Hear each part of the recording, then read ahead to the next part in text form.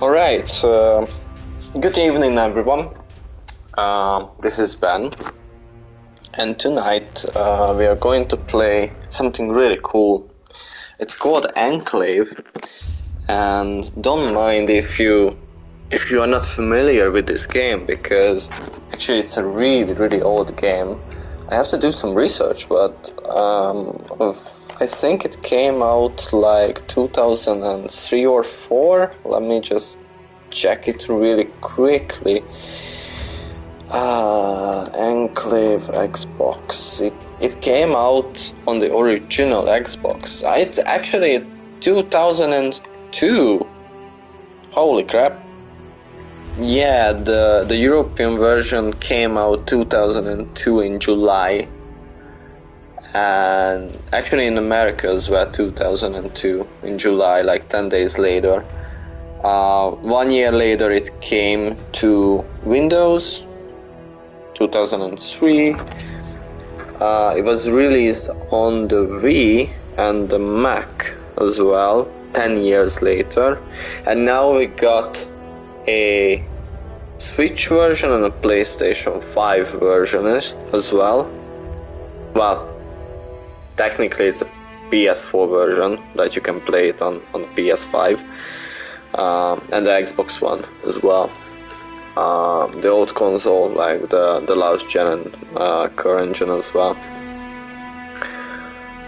Well. Actually, it's coming to the PS5 as well. At least that's what it says. But I'm pretty sure it's just gonna be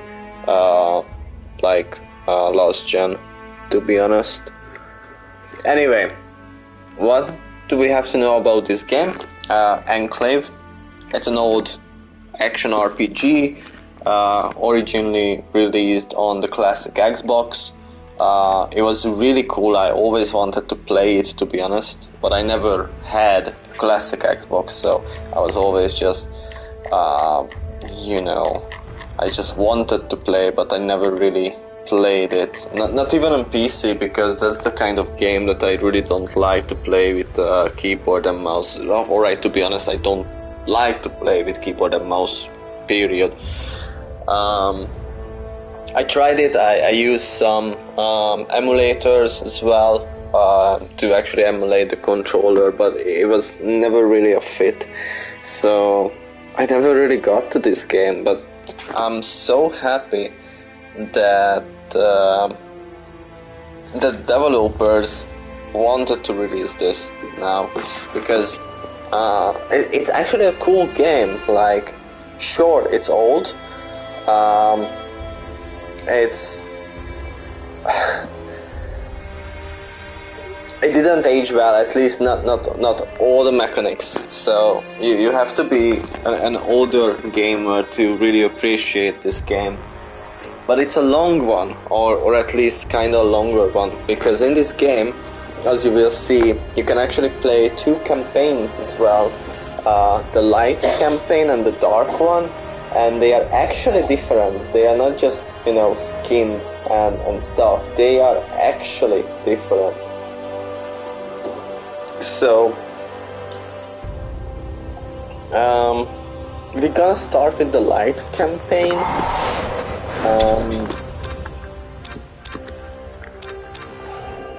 What else? Yeah. I think we just jump into action, because there's gonna be like an intro, like about the story and the settings, and you will understand what's happening and why we are here. What are we gonna do in this dark fantasy world? So I just hit new game, and because I know that there is a trophy, I actually am going to play it on the hard difficulty. I might regret it, because like I said, mechanics are old, so if you haven't played action RPGs back in the days, it's really hard to get a grasp, especially if you are a newer player or from a newer generation who only played like Witcher 3 or I don't know, new Diablos, stuff like that. These kind of action RPGs are really not a thing anymore, which is alright. We got many better solutions, but sometimes it's good to go back and see how those RPGs that we are actually like today became the standard, and what was the foundation for them. Enclave, even Gothic. Gothic is a bit different because it's open world, but this game really reminds me to Gothic. Even Morrowind. Morrowind was a huge open world RPG, but the actual, combat mechanic, story, it's pretty similar to this. If you put aside the skills that you can acquire in Morrowind or the actual world, it pretty boils down to what we're gonna experience here. So, enough of me. Let's see the intro. Let's see what this game is about. Where we are, what are we gonna do in this world, and what we are in this world.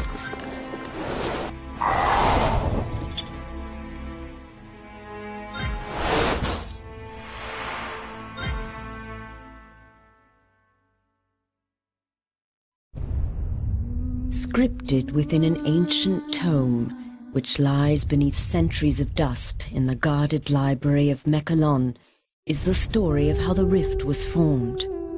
Though most cannot recall a time when the rift did not divide the Enclave and the Outlands, they were at one time unified. At that time there were lands where the very essence of magic was believed to dwell, for they were lush and prosperous. All who did not hold the secrets of the soil, which were protected by the Pact of Jifuro, coveted these lands fiercely. The great demon Vatar was among these envious creatures, for he believed that with the magic of these lands in his grasp, he would surely become invincible. And so he led his army to attack the dwellers of the land and lay claim to it for himself. The battle raged on and on, until at last the mighty wizard Zael stood alone against Vatar to protect the lands. When all hope seemed lost and Vatar's victory imminent, Zael struck the final fatal blow. With a roar of anger and anguish, the wizard slammed his staff into the ground. The world trembled and then parted beneath Vatar's feet. A scream of outrage erupted from the demon's throat as he fell to his defeat. However, victory did not come without a price.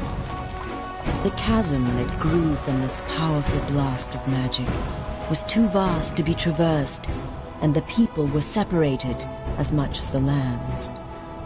Those who had come to aid their brothers in fighting against the demon's army returned to their home, called Mechalon, with stunned minds and heavy hearts. The Pact of Jifuro had been broken, and they had become separated from their brothers. The denizens of the Outlands, a dark and selfish people, became known as the Dreg Attar, and the Enclave of Magic Land, which had been divided from the rest, formed a peaceful city called Selenheim. In time, all wounds are healed, for in the lengthy span since it was torn asunder, it seems that the magic inherent within the world has begun to knit the land back together. The rift grows smaller and can even be crossed in certain locations. Though it should be a time of celebration and rejoicing, such is not the case. For despite the passage of time, the greedy Dregatar still lust after the lands of magic. Raid after raid has been sent into the Enclave in hopes of weakening it for the major attack the Dregatar intend to wage as soon as they are able. Crops burned and possessions stolen, Selenheim has been thrown into a state of extreme unrest. Heavy taxes are levied upon the people to help pay for the city's defense. This has led to uprisings within the Enclave, and some of its inhabitants have landed in jail, along with the true enemy. And it is here that our story begins. A few rebellious grains of sand within the ever-turning hourglass of life.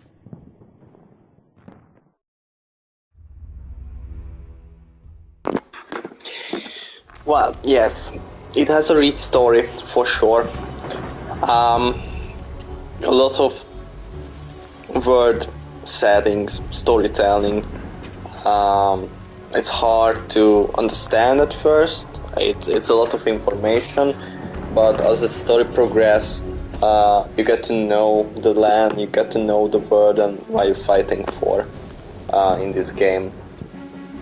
As you can see, the HD version of the game is actually a remaster. It's not a remake, it's a remaster. So right now we are facing a 4:3 screen, which is fine, to be honest. And that's where we start the story. You have attempted to protect kinsmen in your village against tax collectors, just being thrown into prison for these rebellious crimes against Sonnenheim. You're woken from unconsciousness. So we must find a way out of the cell. We have to obtain a weapon, defeat the enemies, and escape the dungeon. Let's get to it.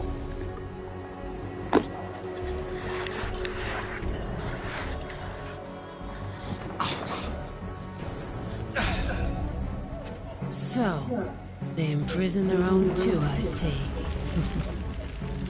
The sound you are hearing is the sound of your death.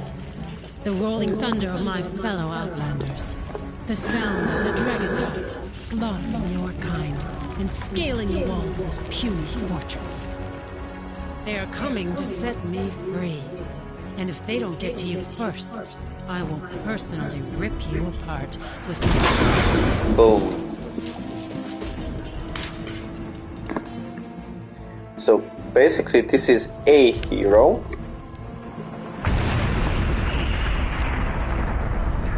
And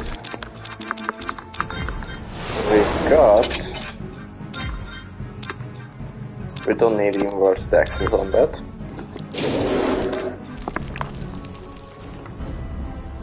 And we could do an adjustment on the sensitivity.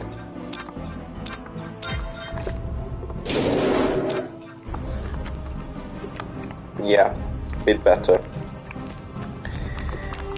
So the thing about this game is that you have a story, you have tons of characters that you can play with, and those characters are actually like classes. And we start with the knight, at least in the light campaign. That's what I know for sure, because I played a bit on PC before I gave up. And we have the weapon. We can activate the weapon with L1 or R1, and you can use R2 to actually attack. We can look around, and the collectibles are pretty much, I mean, what you can collect in this game, pretty much gold in every mission. Like, this is not an open world game. You have missions, you have like small areas that you go through. Pretty linear, to be honest. Sometimes it opens up, but rarely. We found a key, actually the torch this time, but we're gonna need this torch later on. Ouch! Because we are going underground just here. Oops. Nice.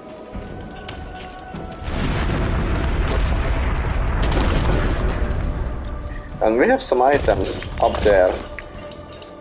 The problem is I have no idea how to reach them.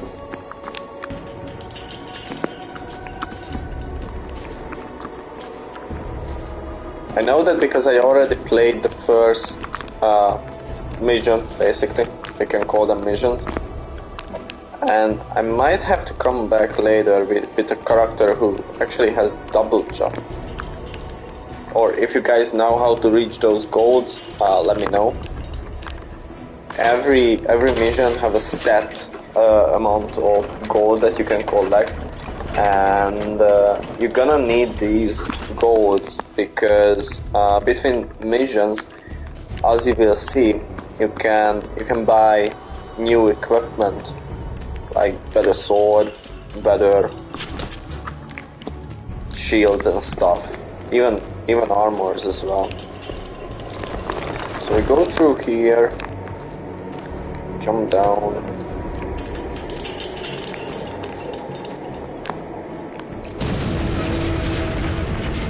And before we climb the ladder,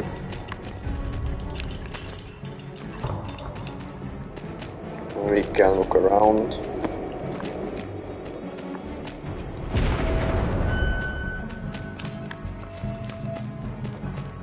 Can't really tell if it's 60 or 30 FPS.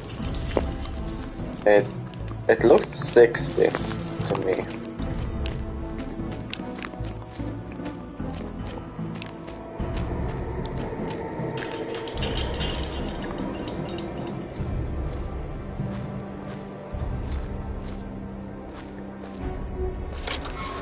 Go up here. And now we have a shield.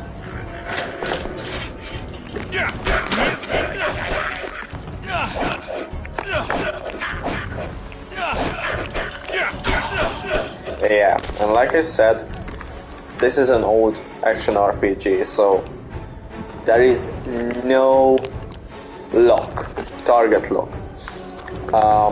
There is nothing really in here that helps you doing your task is combating. It's plain basically slashing. Like if you ever played Star Wars, Jedi Knight, Jedi Outcast or Jedi Academy, those games have much better system in place, but it's pretty similar. It's similar to Gothic as well. Gothic didn't have any target lock either.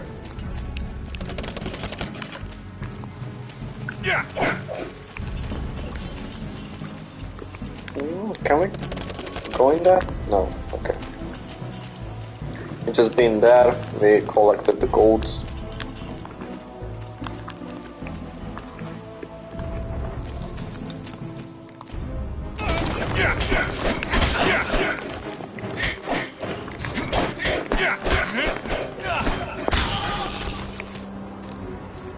It's pretty retro, if you ask me.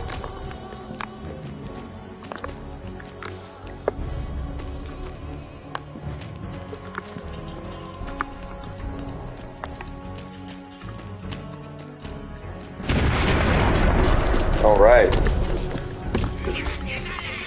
Yeah, there are no markers either, like surely the maps are small, but you don't really have the objectives of what to do, where to go.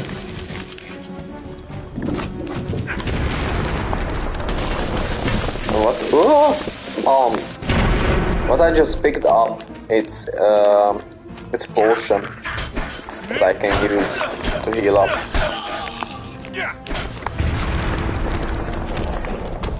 This game is pretty much for people who either played the original game on Xbox or other platforms later on, or really like old school action RPGs, dark fantasy RPGs from basically 2000-ish.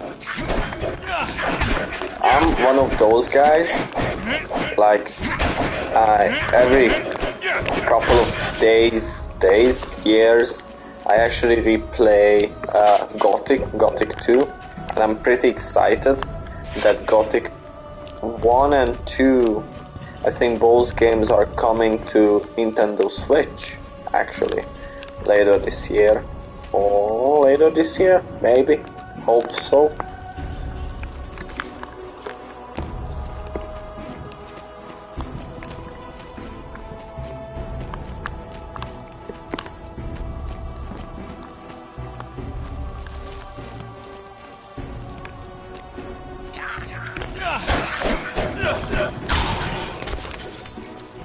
Nice. We picked up a rusty key.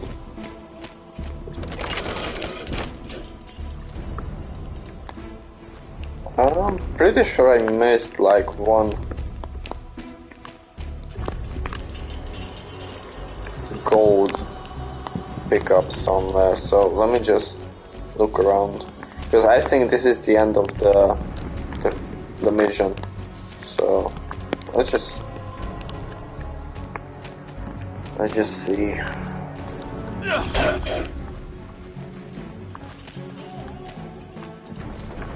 Nothing in there.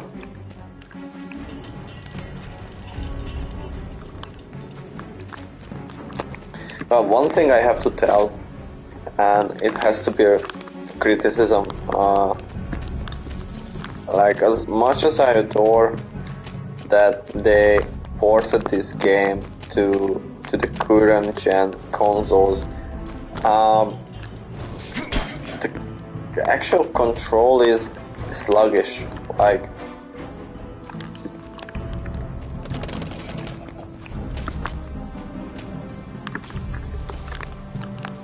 just a bit. It's not too annoying, but it's annoying enough that you can't really use the sticks as you would in a newer game, which is fine.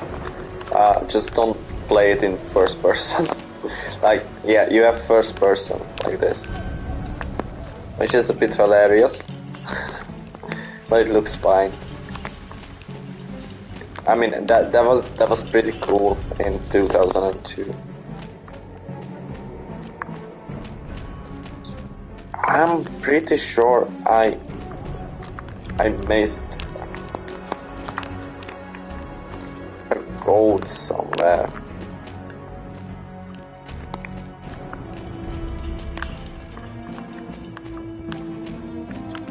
Because first time I played this, I had 30, and those.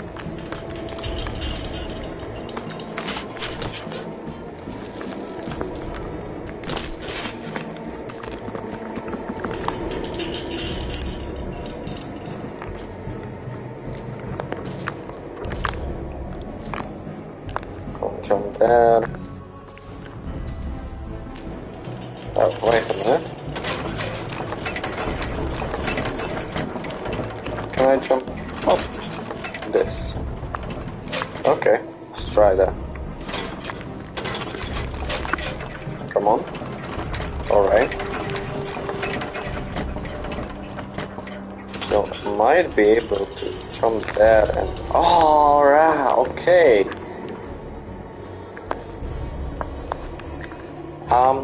Was it this intended? I'm not sure. But it looked cool. That's the other thing that I really like in these kind of games, like older games, that you can actually exploit a lot. Nowadays games are so polished. I mean, except the games that are not, but most of the games are really polished. You can't really look for collision and collider boxes like this anymore, and just mess around them. Though I'm still missing, like,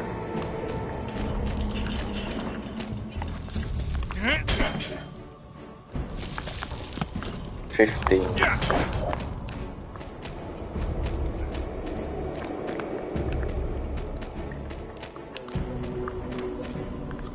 For the trophy, it's not a requirement that I have all the golds all the time. I mean, from every missions. But it would be nice because golds are pretty important in this game, especially if you want to have good gear.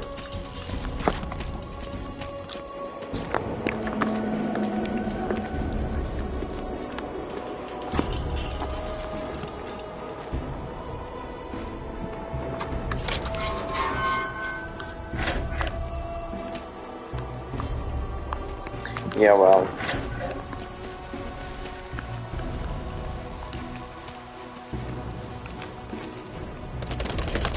Yeah, I think that's everything just now. So, let's finish up this mission.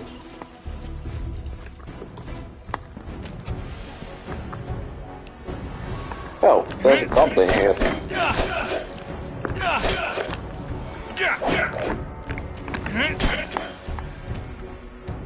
That is actually a goblin.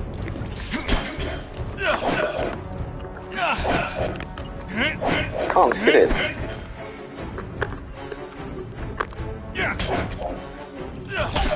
Ah. Okay.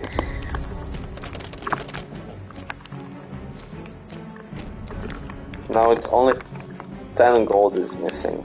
Nice. Come from there.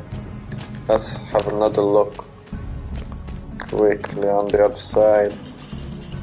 Nothing in there. Okay. Alright.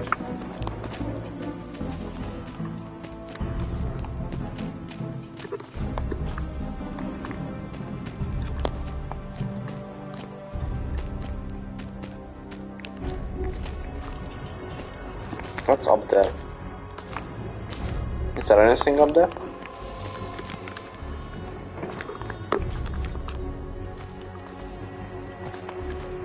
I think so. Yes. Golds are there. You see? How?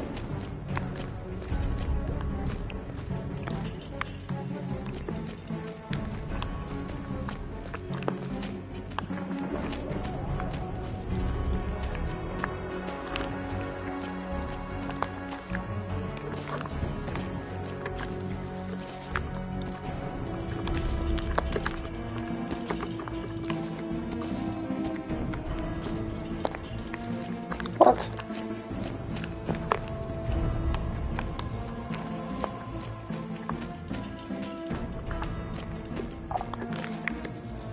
Gotcha. Oh crap. This is huge. Yeah, I really have to think out of the box. I'm too used to new games. Ah, another brave warrior. We should join forces.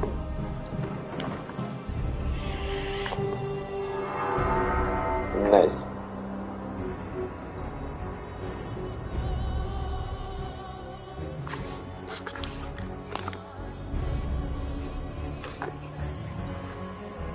And now we are going to protect the outpost. You see, that's what I was talking about.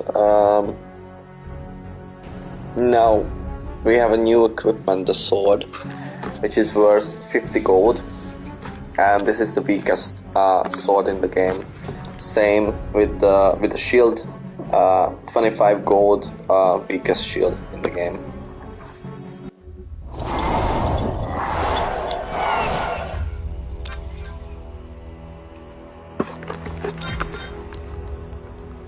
Protect the outpost.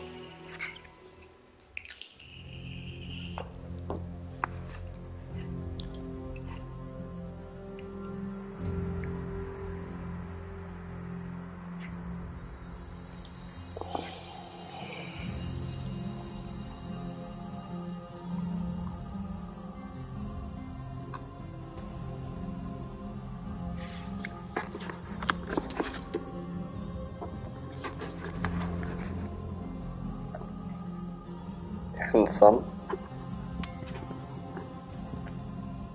And now we Hey, met you! I the could use your help hunter. here. The courtyard is crowded with enemies. She's a hunter, and we going to get her as a playable.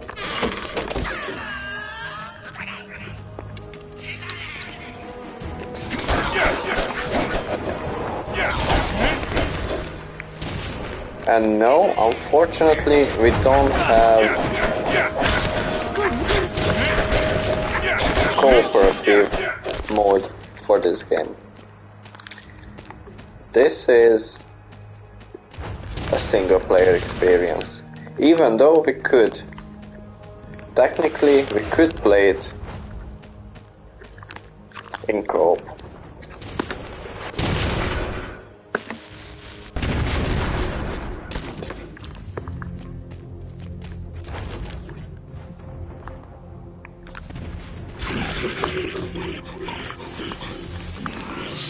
We have a bomb there.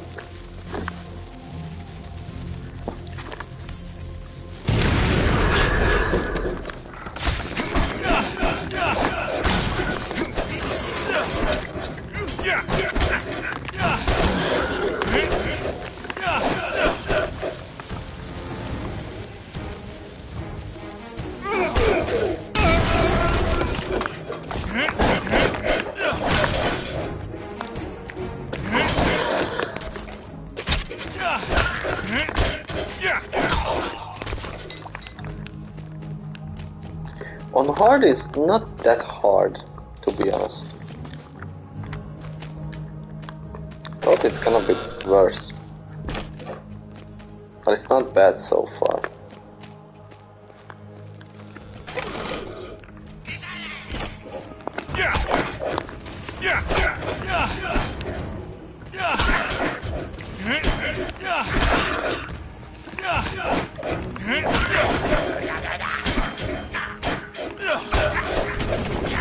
Come on, die already.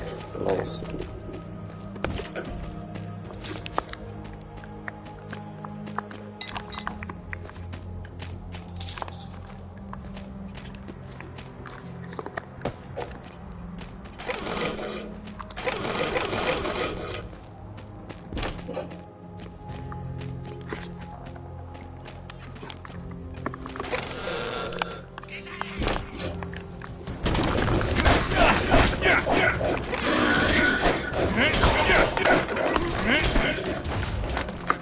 Yeah, that's the thing, I'm not even using the shield that much, so I might just going to sell it. Don't really need it.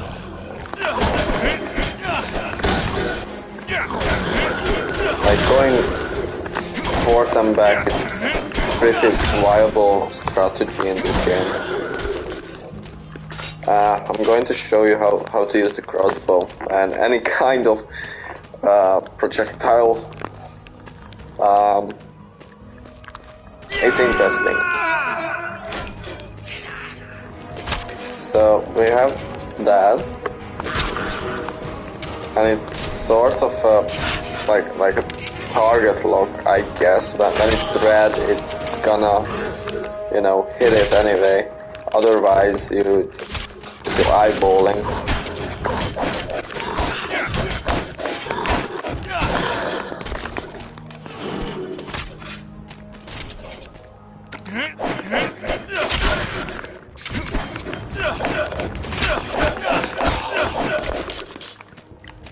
Yeah, for the next mission I think I'm going to buy better sword, or even like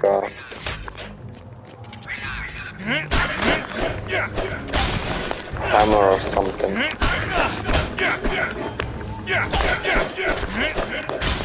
But this is not too hard. Ooh. Crap.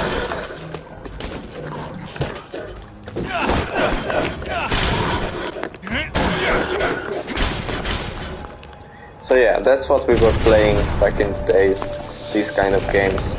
Let me know what you think, and if you like it.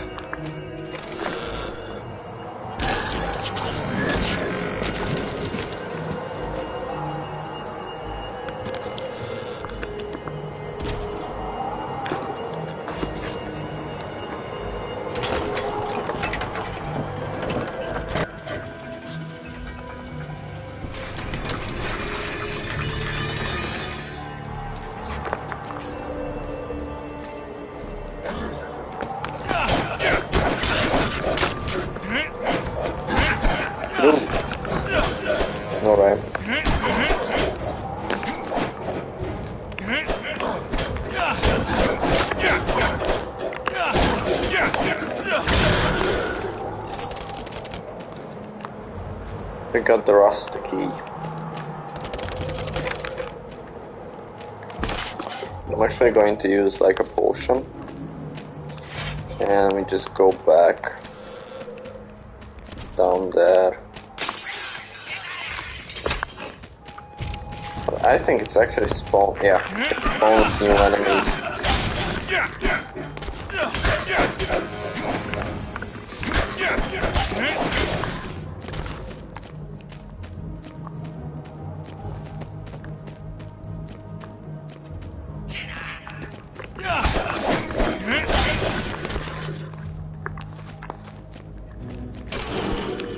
Well, I pretty like Gothic, and this hero looks like him. Oh, alright.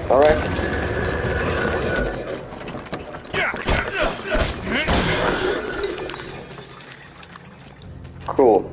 And now we get the boss.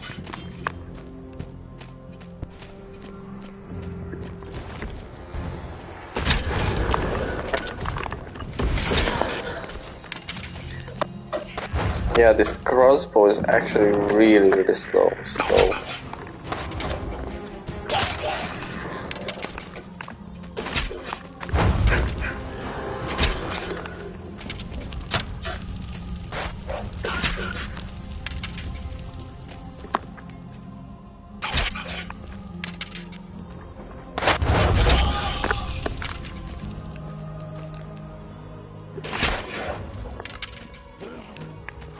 Well, we still have one down there.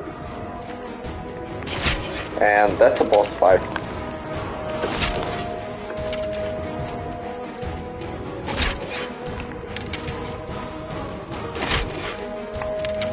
I'm gonna cheese this and pretty much kill it with a crossbow. Ooh. Okay. Probably the only reason why I'm going to buy a better crossbow is to kill, like, enemies. Like bosses.